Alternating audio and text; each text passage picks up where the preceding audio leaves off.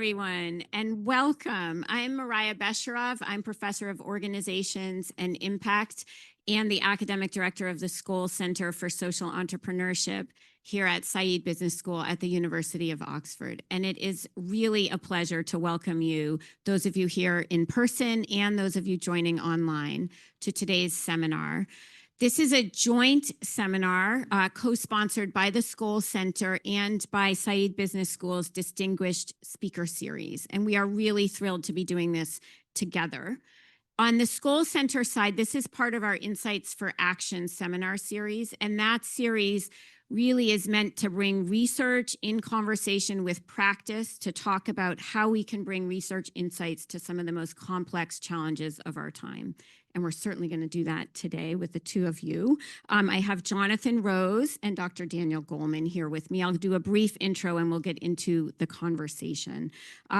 Jonathan has many roles. Most close to us, he is an executive in residence at Saïd Business School, affiliated with the School Center. He's also the president of Jonathan Rose Companies and co-founder of the Garrison Institute, where he chairs the board and leads several of its programs. Jonathan has worked across business, policy, teaching, research, and writing, all around creating environmentally, socially, and economically resilient and sustainable communities and cities. And we will hear a lot about that, I hope, over the coming hour.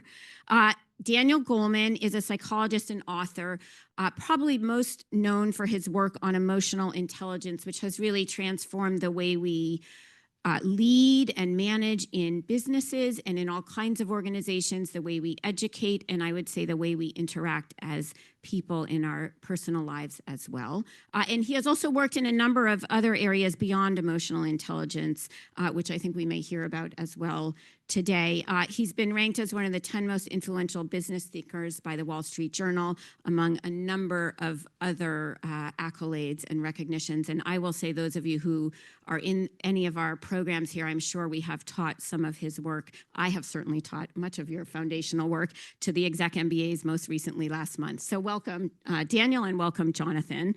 Really a pleasure to be in conversation with you. So we're going to be talking about really a range of topics from the meta, super macro level down to the quite micro individual level. And I'm going to start up at the top there and turn to you, Jonathan. We're going to talk about meta-economics, and this is a concept that you have developed, and I'm hoping you can just unpack it for us a little bit. What does it mean, and how is it important and relevant for addressing the meta-crisis or the poly-crisis that we face? Great, thank you, and it's wonderful to be here with all of you. So for many of you, you know that we're in something that's called a meta-crisis. We have the issues of climate change. Dan may actually refer to the planetary boundaries, that there are 8 of them and that we are crossing them, that we know that it's vast and rising income inequality. We know there are political issues that are leading to political polarization. And we are seeing actually a society that is increasingly, and not only a society, but many societies that are increasingly moving farther away from what we think is our aspiration for happiness and well-being, and certainly for environmental sustainability, and much more towards anxiety and a series of things we don't want, and existential crisis, in fact, from an environmental point of view, and maybe even from a social point of view. Interestingly, this is being driven in part by the economic system. It's being driven by social cultural systems we've adopted, but many of those are being driven by our economic system. So the question that many people are asking is, what's an economic system that actually, by its very nature, would help solve these problems versus exacerbate them? And I'm not the only one thinking about this. There are many, many people, I'm sure many people at this school who've been thinking about this. Colin Meyer had the economics of mutuality, which is a beautiful idea. There's regenerative economics of John Fullerton. There's donut economics of Kate Raworth, and many, many others. So I was trying to think about a meta framework that integrated all of these. And what I discovered was that in 1930s, so in the 1930s, the field of contemporary economics, which is almost 100 years ago, got formed. And within it were these ideas of microeconomics and macroeconomics, so small scale and large scale. It turned also that there was a guy named Carl Menger who actually won a Nobel Prize much later, not for this work, but who proposed the idea of meta-economics. We need to not only integrate, we need to integrate economic ethics with what was then an emerging sense of ecology and natural sciences, with social sciences, with psychology. We need to weave all the wonderful and roundly ignored idea, in part because it was probably too complex for the time. And then it was resuscitated in 1973, and I'm going to read a quote by E.F. Schumacher, who wrote an influential book called Small is Beautiful. And in it, he said, we have become beclouded by an extraordinary, blind, and unreasonable faith in a set of fantastic and life-destroying ideas that we inherited from the 19th century. And these were our economic views. And he said that these were giving rise to a pathological growth, unhealthy growth, and disruptive and destructive growth. And in its alternative, he proposed what he called meta-economics. He also called it Buddhist economics, and he called it right livelihood. This idea also flourished very briefly and then disappeared. And so it's my idea, maybe the third time will be the charm, to resuscitate these ideas. But the ideas are really, how do we look at a whole system view of our economic activity versus our linear views? Dan, a long time ago, said to me, you know, in medicine, they have this thing called side effects. But he said, they're really not side effects, they're effects. We just, you know, they're all effects, but we kind of categorize some as main effects and some as side effects. And the same thing applies to economics, to our economic systems. So what if we had an economic system in which we not only looked at what we currently are calling the main effect, but we actually looked at every effect? I'm going to give an example, positive and negative, and the company was responsible for them all and rewarded for them all. And not only just the company, the governments, any economic actor, you could then tune the outcomes of any economic action towards the Pareto optimal, making the world a better place versus destroying it. So I'll give an example. Our company builds very green, affordable housing, and we bring social, health, and education programs to our residents. We have a program which we do not get paid for. We can only pay for it through philanthropy, that trains low-income residents as community health advisors. They meet with other residents, and they take their blood pressure, blood oxygen level, pulse, and weight. That goes to some medical system. And what comes back are recommendations on diet, exercise, medicine, and stress reduction like meditation and yoga. This program, and the patient residents trust the co-residents who are the health advisors more than they may the medical system. This has proven by third-party independent assessment to reduce hospital emergency room admissions by half. But we don't have an economic system in which a hospital pays us for the people who didn't show up. At the same time, our company is pretty green, and we make our best efforts to reduce our climate impacts. But we have some buildings that are fossil fuel free, but we have buildings that may be reducing their energy use by 20%, but they're still polluting and causing climate impacts. We're not charged for that. So imagine if you were as a system where we were earning our income that we earn, but we were also getting additional income for that health benefit, but we were being charged for our environmental, burdens. It would, and we not only everybody else in the system was doing this.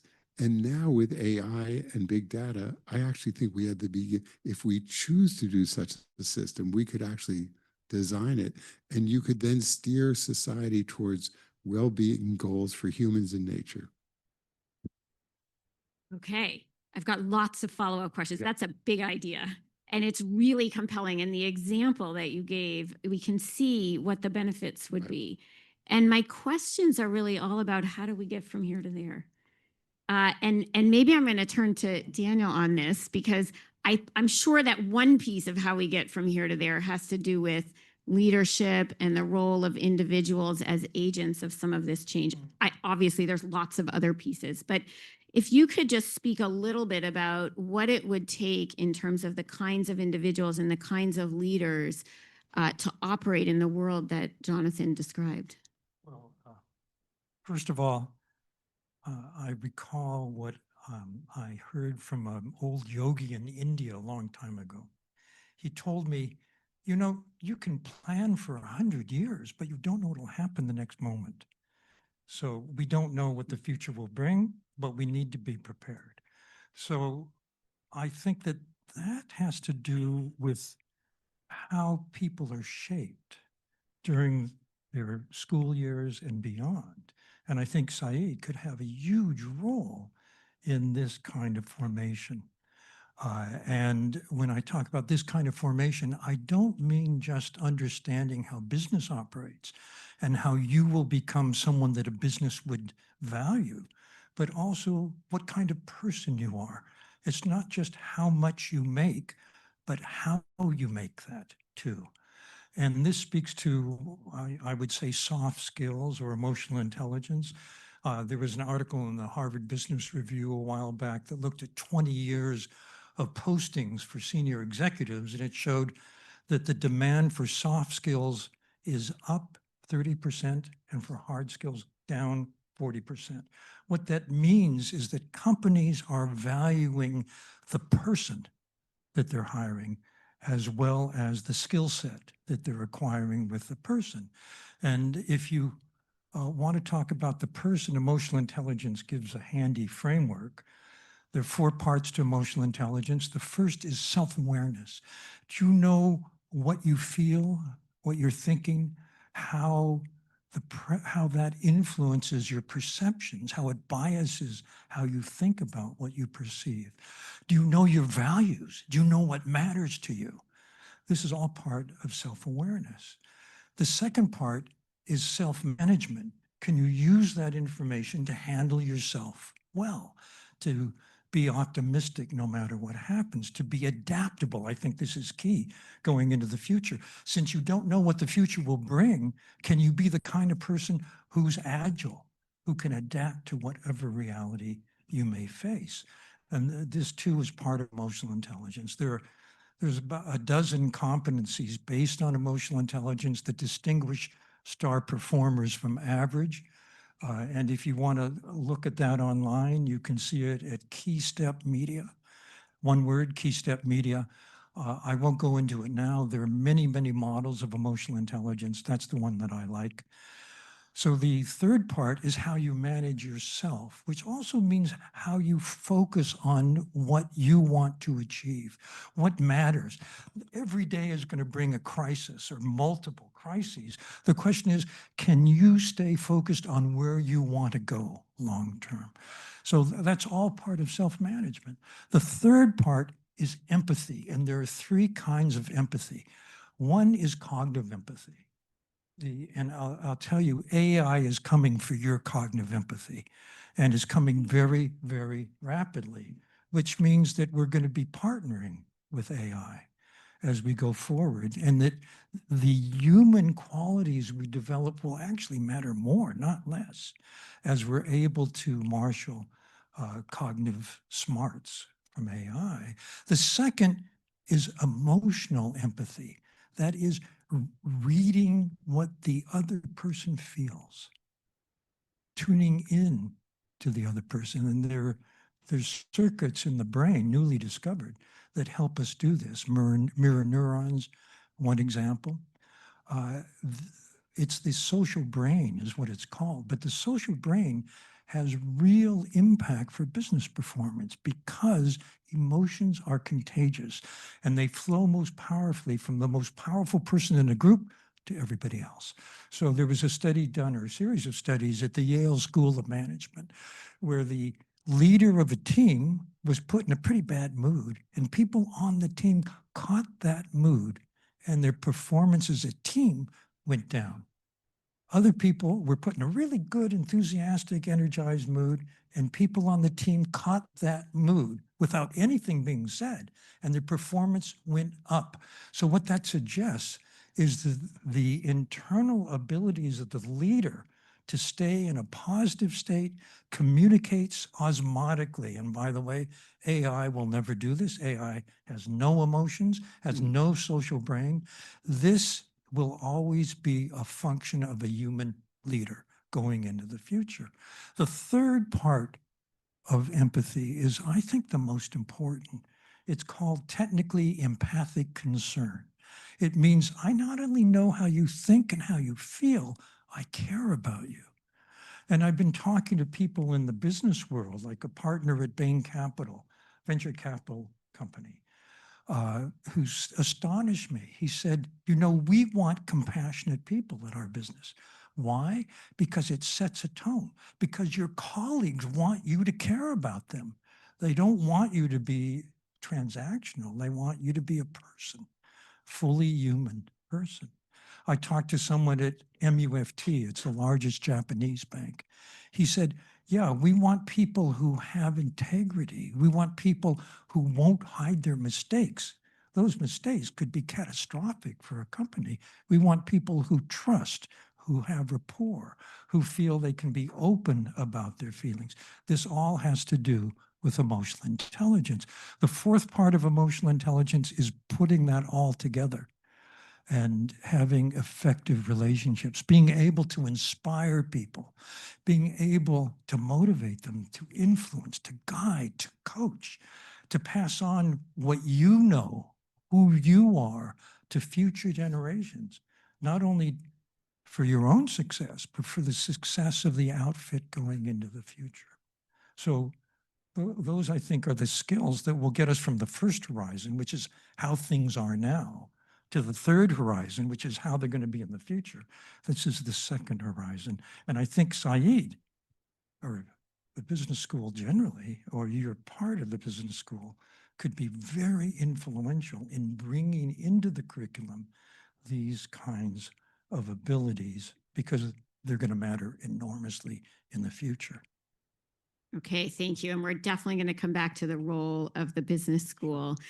Before we go there, I want to turn back to you, Jonathan, and ask, so Daniel has talked about what are the skills and qualities of leaders that we need and of team members.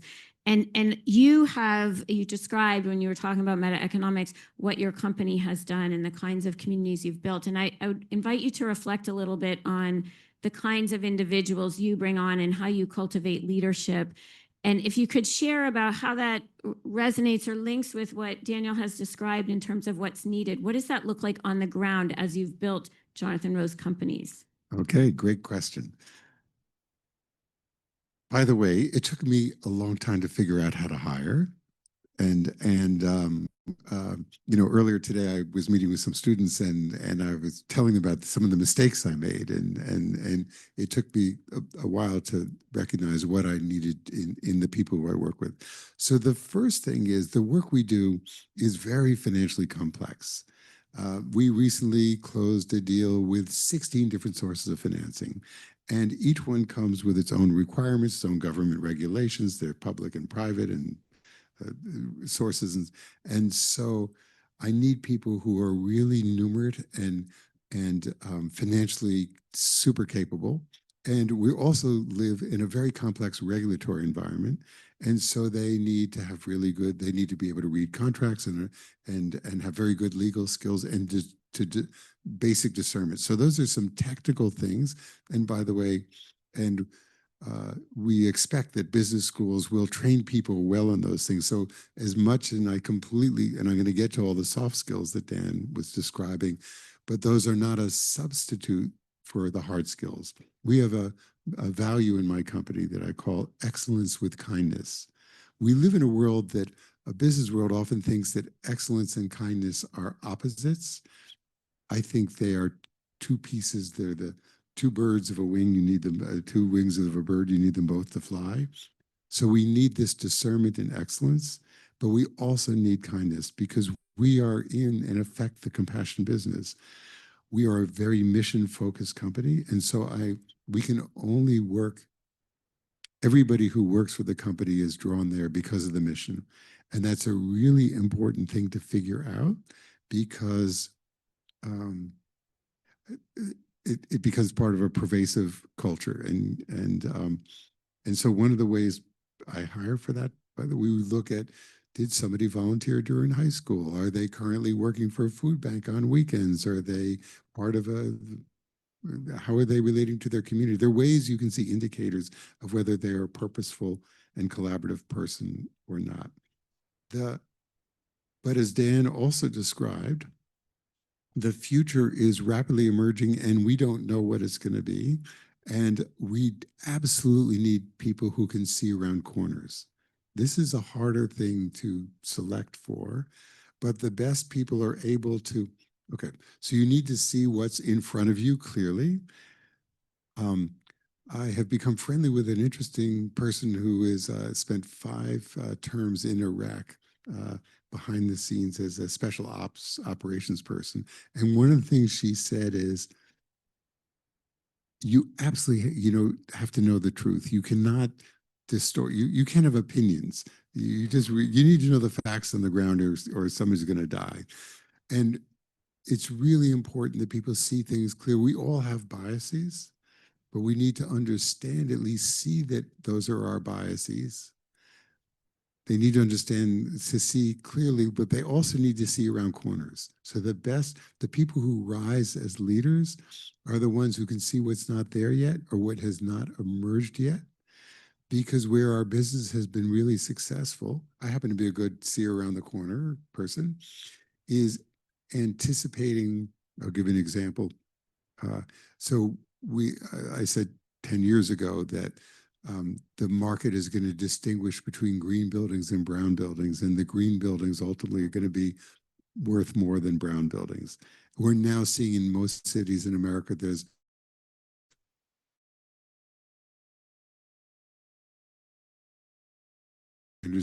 this has come to be true. But if you saw it 10 years ago, you could get a competitive advantage before everybody else knew how to price. So I need people who can see around corners. And the last thing is that we live, nature is all interconnected. We live in complex systems in which everything is interconnected. And the more that people see, as E.F. Schumacher said, in this 19th century way, where they look at things as isolated individual actions, they're going to miss the positive and negative interdependencies. And the negative interdependencies, by the way, can really harm you. And the positive ones and the positive partnerships can be incredibly opportunity creating. And so we need people who are, by their nature, their emotional intelligence, are deeply relational. Okay, thank you. And I want to follow on this with a question about what does that mean for the kind of organizations we need to build, right? So if we're getting an understanding of what does it take as individuals, as leaders, to take us to and to make real the world of sort of meta economics and interconnected systems, and how we can select and develop that capacity.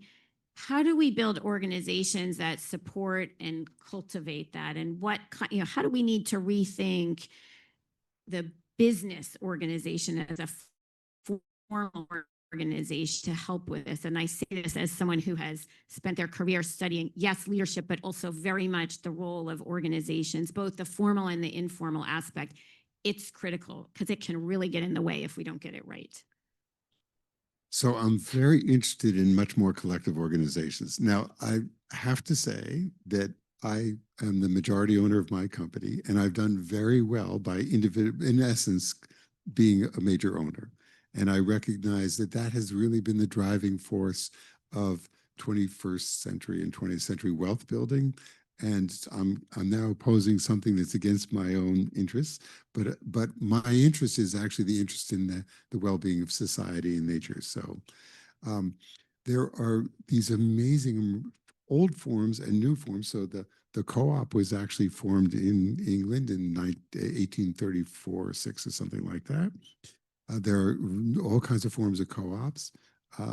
By the way, my wife and I shop at this incredible English co-op, food co-op system, which is fantastic. The 13%, there are employee-owned businesses. There are mutual associations. It used to be that many of the major banks and insurance companies in the United States were mutuals, in which the shareholders actually, the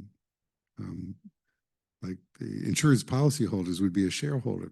I'm going to give an interesting example of this. There's a mutual insurance company that who is owned by the public housing authorities across America.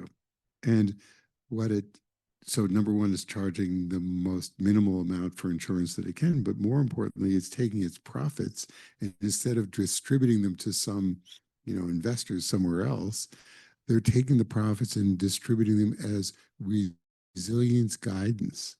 So they're actually giving classes showing these housing authorities how they can build solar systems, how they can create more environmental resilience, which lowers their insurance costs, but also creates, when volatility increases, creates more health and well-being for the residents.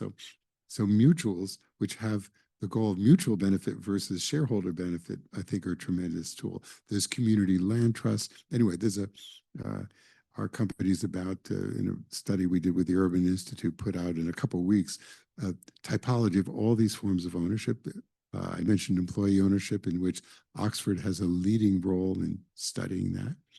These forms of ownership distribute well-being and wealth rather than concentrate it, which is a part of the solution to income inequality. They set mutual goals versus individual goals, and therefore I think they're a key part of the solution. Okay, so bit we need a reconcentration to distribution. So within them there is distributed ownership, there can be distributed governance, and there can be distributed benefit and distributed responsibility, both who are responsible to and who takes on responsibility. So, but to think of that, we need to dissolve what I'll call the cellular boundaries of organizations.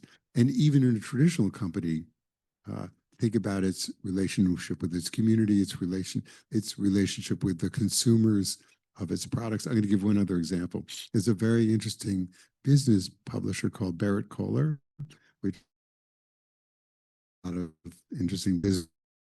They founders sold it to a purpose-driven company, and that company is partly owned by the employees, partly owned by the customers. So people who buy the books could buy, partly owned by the publisher, the printer and the paper manufacturer, and partly owned by some of their best-selling authors. So you now have this whole ecosystem that is invested in and benefits from the success of that company.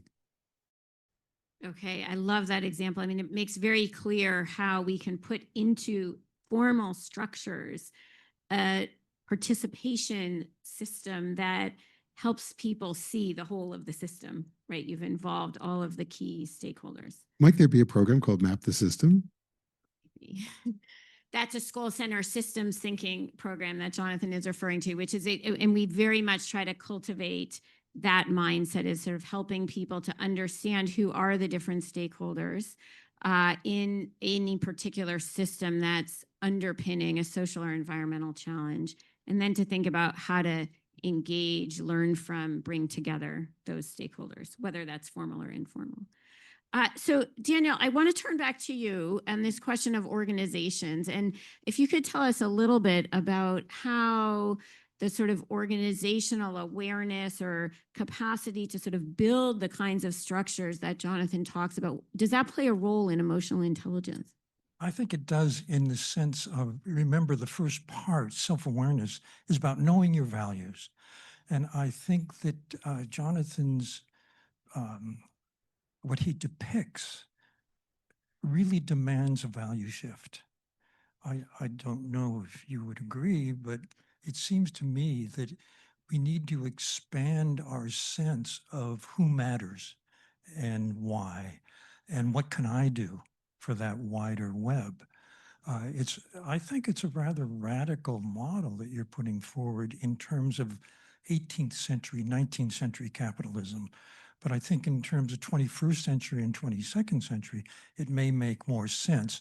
One of the reasons is that there's an enormous blind spot today in the business world and in economics. It's, I think, personified by the notion of externalities. Externalities are impacts we have that we don't take responsibility for.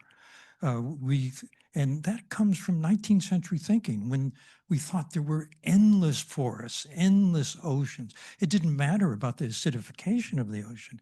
It didn't matter that we're using up the drinkable water in the world. None of that mattered because it seemed infinite. Nobody really looked into it. And that assumption can't hold anymore. We've crossed too many environmental boundaries, too many systems boundaries. You mentioned the 8 systems that support life on the planet. Well, 7 of those 8 boundaries have been crossed already. So we need to take this into account going into the future. And I think this takes a model of who I am in the world and what I can do, which is different. And if you don't mind, I'd like to lead everyone through an exercise that helps to do that. This is a practice that's been very well studied. It's been studied by neuroscientists. It's been found to increase people's sense of who they care about. Remember, the third part of empathy is empathic concern, who I care about. It's been found to strengthen the neural circuits for caring. And by the way, I propose that the Saïd Business School have a curriculum of the future, which includes neuroscience, which takes into account what we know about character formation. Think about it.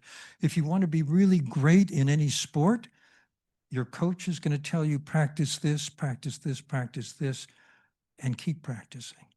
And it's the same with our minds and our hearts. We can have practices that extend and strengthen the circuitry if we know how to focus. And I'll show you how to focus in one way. I'm going to ask you to sit up straight so you don't go to sleep. Close your eyes if you're comfortable doing that. And bring to mind someone in your life that you're grateful for. Someone who has been helpful to you in some way at some point. And send them the following wishes. May you be safe. May you be happy. May you be healthy. May you thrive. You can repeat that silently with that person or people in mind. May you be safe. May you be happy. May you be healthy. May you thrive. And now bring yourself to mind and think about these wishes for yourself. May I be safe, happy, healthy. May I thrive.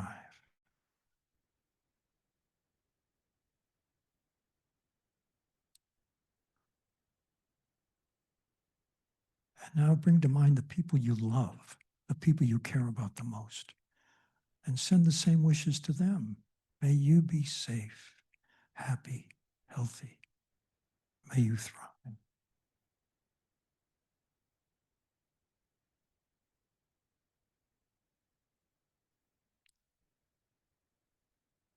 And now bring to mind people you know, who you aren't particularly attached to, but who you encounter from time to time, and wish them the same thing.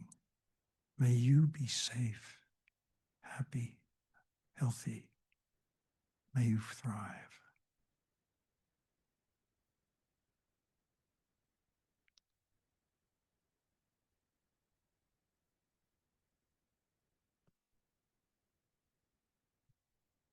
And then bring to mind people you may never encounter, but who live here in Oxford or wherever you're from.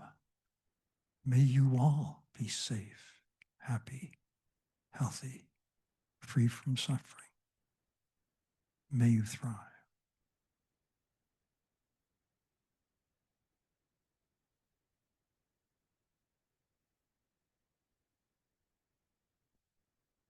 and then extend those wishes to everybody everywhere.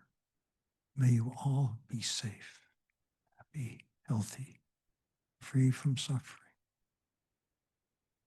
May you thrive.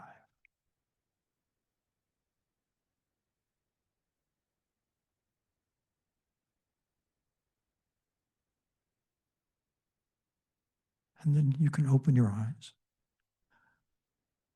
That may seem very simplistic, but it's very powerful. Research at the Max Planck Institute, which looked at the brains of people who did this regularly, daily, found that it strengthens the neural circuitry for caring, for compassion.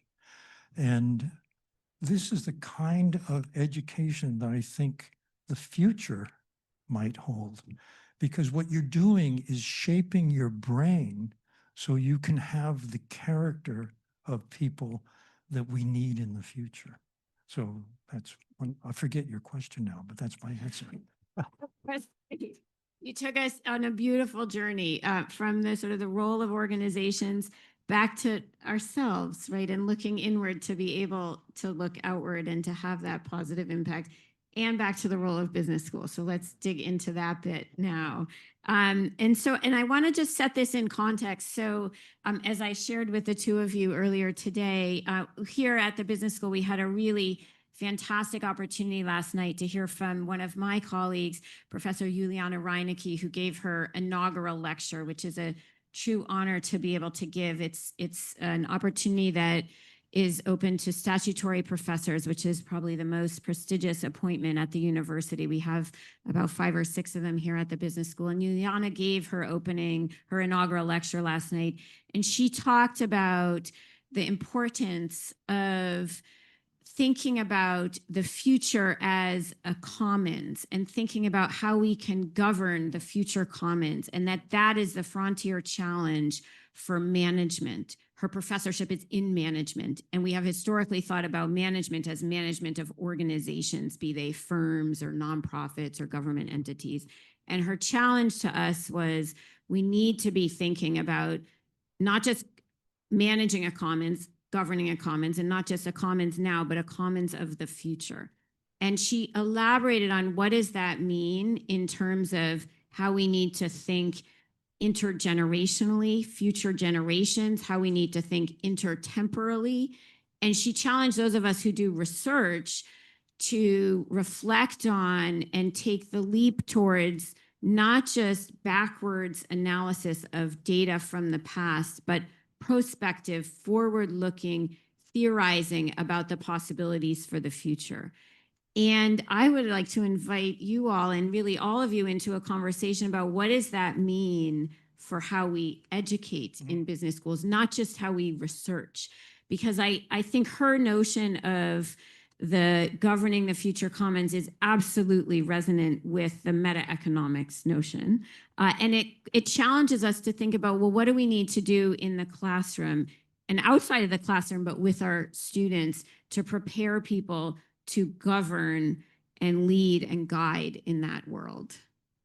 You've teed us up a little bit with we need some mindfulness, and we need to take lessons from neuroscience and bring that into the to learnings. Well, that's exactly what I wanted to say, because I think that if you're talking about the education of the future, you should think about brain science. You should think about what we're learning about the brain, how a business school might have a role in forming the kind of person who will lead the change that Jonathan is talking about. And I want to remind you that emotional intelligence actually starts with self-management and self-awareness. And if you don't mind, I'd like to guide you through another exercise. But before I do that, I'll tell you that this is one which strengthens attention, strengthens your ability to focus on what matters right now and ignore distractions. Who does not have a cell phone, a mobile phone? Everybody does. And the thing about our mobile phones is that they have everything that we're fascinated by that distracts us from the moment, and we can access them in a second. They also are very handy because they have AI built in and so on. But how do we use them? The question is, can we stay focused? And what I'm going to share with you is an attention strengthening exercise. Why this matters for business is because the better you can focus, the more you can take in information, understand it deeply, and respond most nimbly. And that's what the future is going to demand. This strengthens circuits in the brain that not only help you focus and pay attention, but calm you. So you stay focused, calm, and clear, which is the best mental state to understand what it is that you're dealing with, no matter what the complexity may be. You need to have this internal state. If you're distracted, if you're upset, it shrinks the bandwidth for attention. So this is a way to expand it. And Jonathan mentioned that you want people who have that second sense or third sense or sixth sense. There was a study done at the University of Southern California about entrepreneurs who built a business from nothing to huge. And what they found, when they asked them, how do you make business decisions? And they all said, I gather information extensively. This is way before AI. And I look at things other people might not even think mattered for this decision. But then I check it against my gut feeling.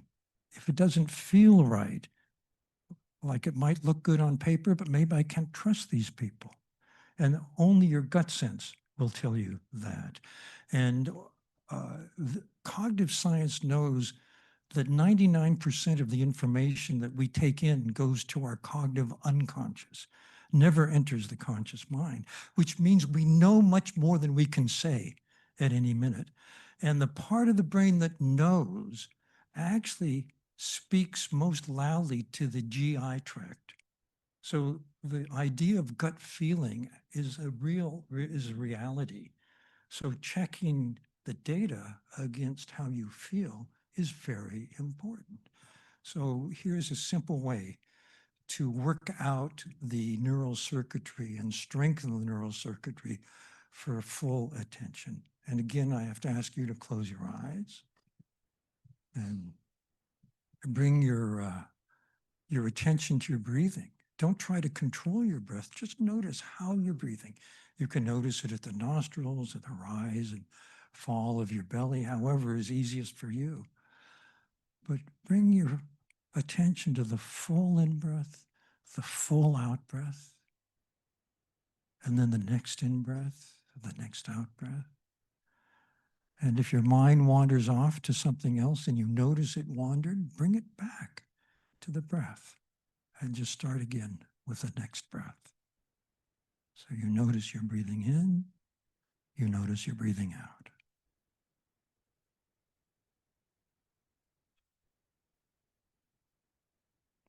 Whenever your mind wanders, you simply bring it back to the breath.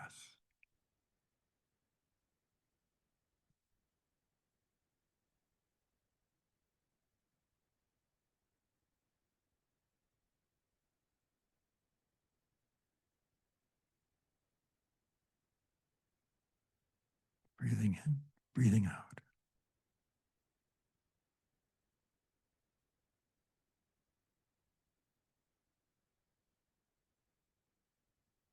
And again, you can open your eyes. This exercise is very simple, but has profound effects on the brain. And it's been very, very well studied through MRIs, studied through other kinds of measures. And it does just what it seems. It's a workout for attention.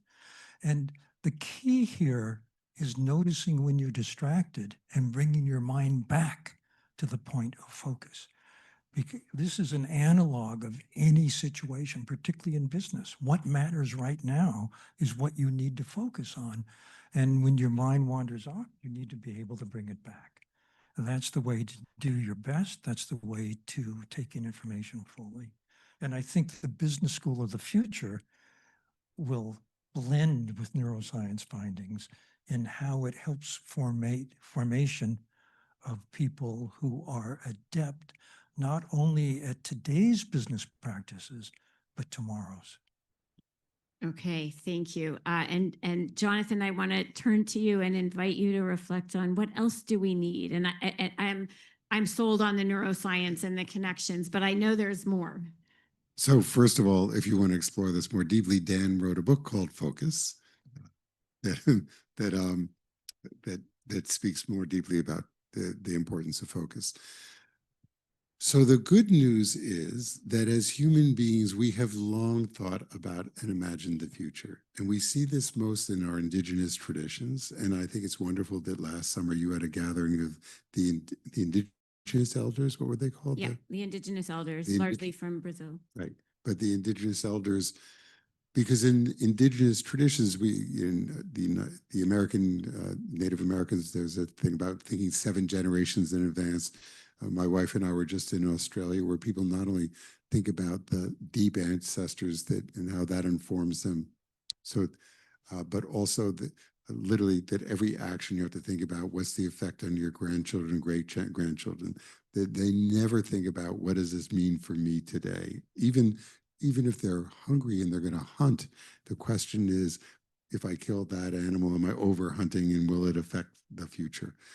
So we have this innate capacity to think deeply about, to draw from the past, the DNA of the past, because the fingers of the past are in everything that's happened now, and to project where those will go in the future. We just need the cultural systems that support that.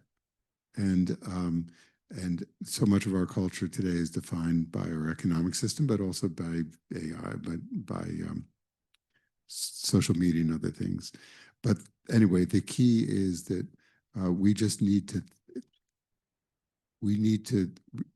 as I said, I think it's not just the future. You need to understand the past and how the fingers of the past have created the conditions to bring us to today, and then to reflect on what are the conditions that I want to create today that are going to create the most benefit for. And what I love about this 4 generations or 7 generations, it's not an infinite future. It's a tangible future, but it's far enough away that you really have to think about it in a whole systems way. Okay, so the long arc backwards and forwards. And we can do that. We just have to choose to. We just have to choose to do it, and we need social support systems that value that longer term thinking. And not only in indigenous cultures, even in Western cultures and modern cultures, we had that.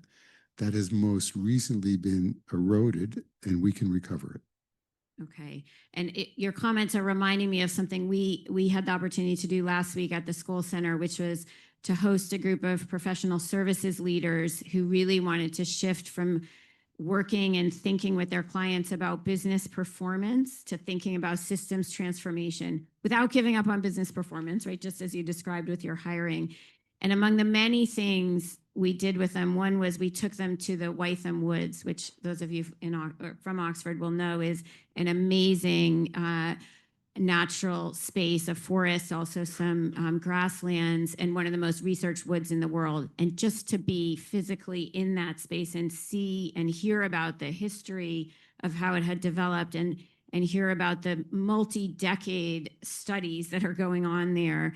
We also heard from a historian, a climate historian at the university, who talked about the deep-rooted ways in various religious practices and traditions that in some domination over the earth and use of it and use up of it is a model, and in others it is not, right? And sort of helping us see from the past how we do have choices, but there are ways we've been shaped that we need to sometimes push against.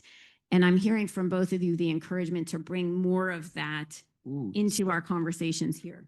So one of the programs of the Garrison Institute is actually the study and dissemination of what are called nature-based contemplative practices, which you've just described. And again, as Dan says, there's enormous science about the benefits of this. And I was literally at a conference on Wednesday at St. James Palace, in which scientists were describing how when you're in nature, you actually, and you smell like the smell of a pine forest, you actually absorbing, and they can trace in the blood factors that increase your resilience and and also fight cancer. But at any rate, nature for 4 billion years has really figured out how to do systems change and how to do resilience and adaptability and Pareto optimality. And therefore, being in nature is a very helpful context to try and figure those things out ourselves. Okay, thank you.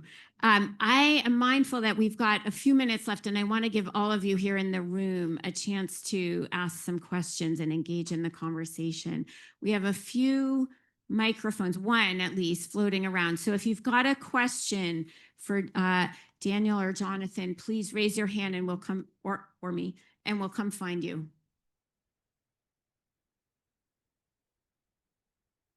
We'll go over here first. Okay. All right.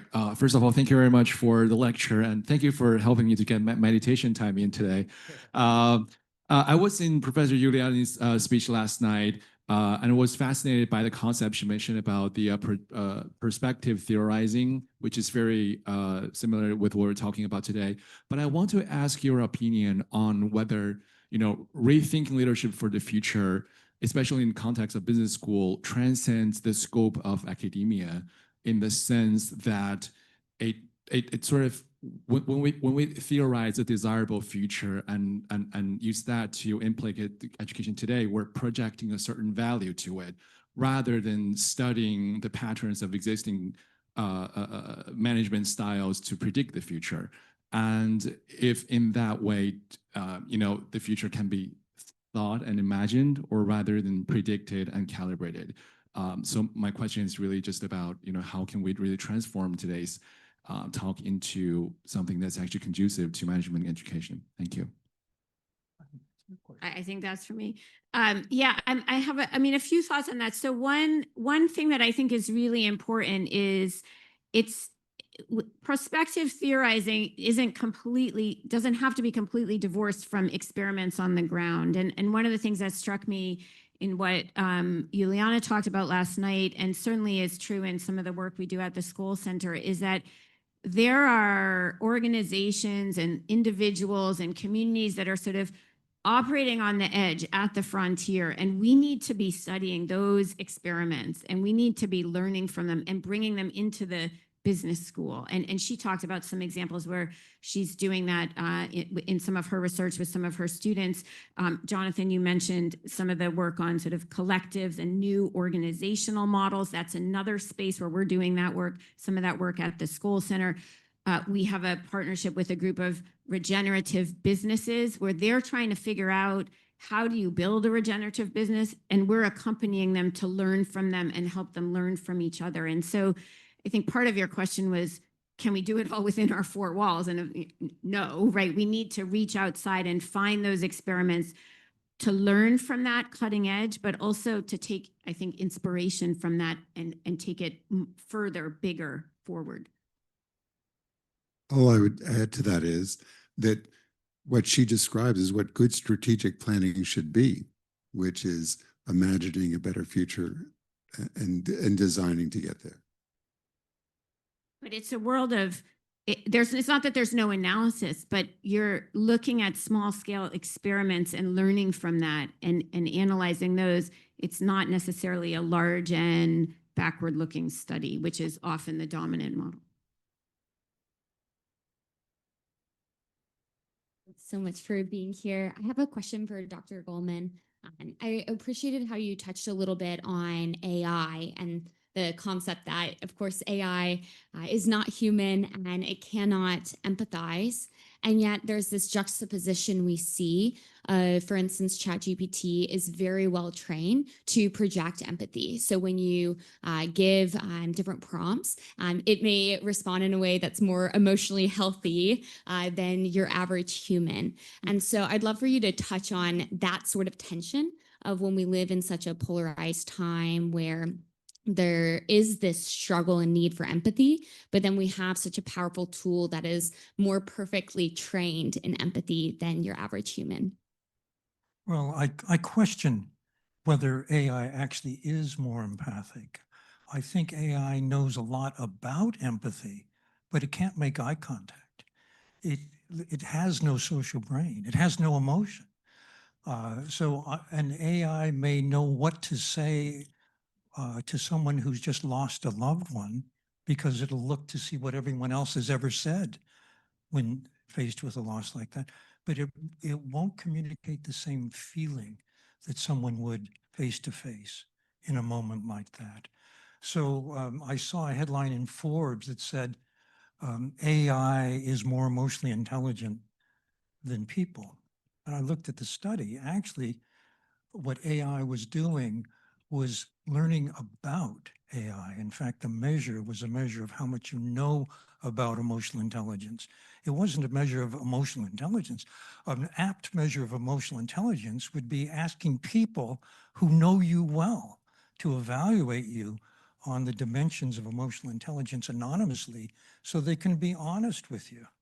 AI can't do that. AI, you can't do that with AI. It doesn't exist except as an algorithm. So having said that, I'd like to offer you all a business idea having to do with AI, because it is the future, at least part of the future. And that is, it speaks to something Jonathan alluded to, which is that people today and people in business today operate blind in terms of their actual total impacts.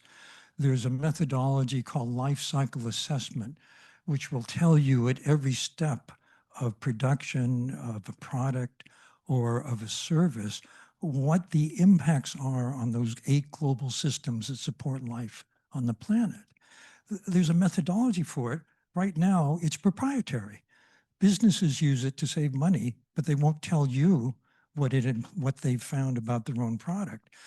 We have fiscal transparency. You can know anything about the finances of companies. We have zero transparency about the ecological impacts of the things we buy and use. What would the world be like if we knew at point of purchase what the actual impacts are of what we buy? This would create a whole new competitive field. Jonathan mentioned that for you saw that it was good to be green years ahead of other people.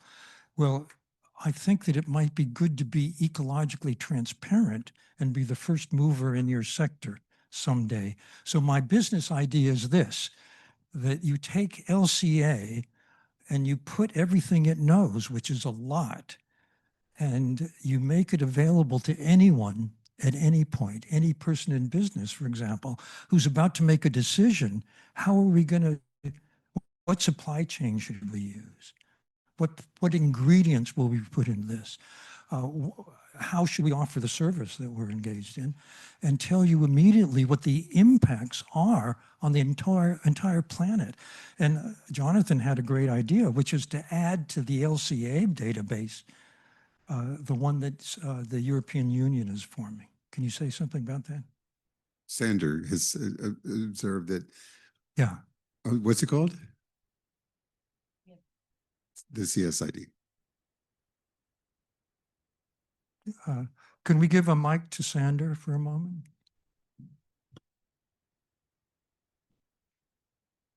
I think you referred to a conversation we had just earlier today, but yeah, the CSRD is this regulatory framework coming out of Europe, corporate sustainability reporting initiative. It's going to be linked to the accounting system so that also investors and banks can assess the impacts that you refer to, the environmental and social impacts.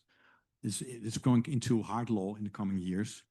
And it is also going to be coupled, and you can make a profit from that. That's what your proposal, I think, with an AI system. So everyone can see the impacts from environmental impacts from a product, from a company.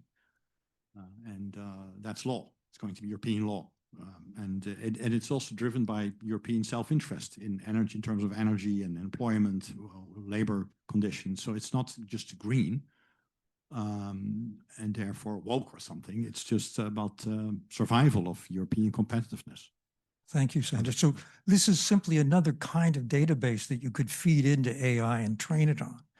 And I'm not going to do this, but maybe someone in this room will do this.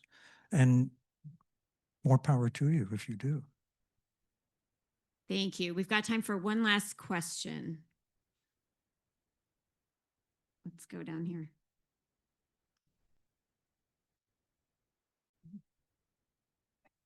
I learned a lot. I took lots of notes.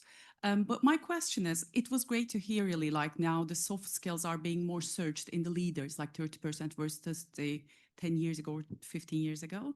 However, like in parallel, we are seeing like we are living in a more accelerated world where we see more burnouts. We are expected to do more, be more, and simply achieve more. And also, just like you said, like when we look at the things, like some existential things that we have to be worried about are more left to these frontiers, like, and they are small versus the large corporations, and large corporations still see these problems as being CSR. So do you foresee any tipping point where the bigger society or bigger portion of the society will tune into that problems, and then they will feel themselves responsible of finding solutions and not only celebrating to those like who are doing it? Very good question. Yes. Yeah. Well, I think the tipping point will come, given today's realities, when it seems a company will make more money by doing the right thing. And I think if you can make that case, you'll be brilliant. Thank you. I hope you do. I would just say in closing, in response to this question, I mean, here at the School Center, at the Business School at Oxford, we see a lot of tipping points, right, bubbling around. And some of them are the sort of experiments that are right now on the fringe, but there's a lot of them and they're growing. And we and others are working to amplify those. And I think that's some of what will bubble up. There are also, like CSRD and other things, sort of things that will tip from a high level, from the macro structural. And there's a lot of energy around that too. And I think what's exciting is those things are coming together, the sort of lots of experiments down here and the real continued sustained effort to shift the policy frameworks, the regulatory frameworks, and so on. And we need to, our role, I think, very much is to keep pushing on that and supporting that and developing the individuals who can go out and lead that work.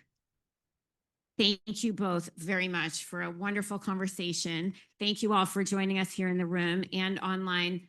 We will continue with a reception. Those of you who are here in person, that we'll have a reception out in the main entrance hall. And we hope all of you will join for our next seminar in November on the 14th, which will focus on finance and financing impact and systems change. Thank you.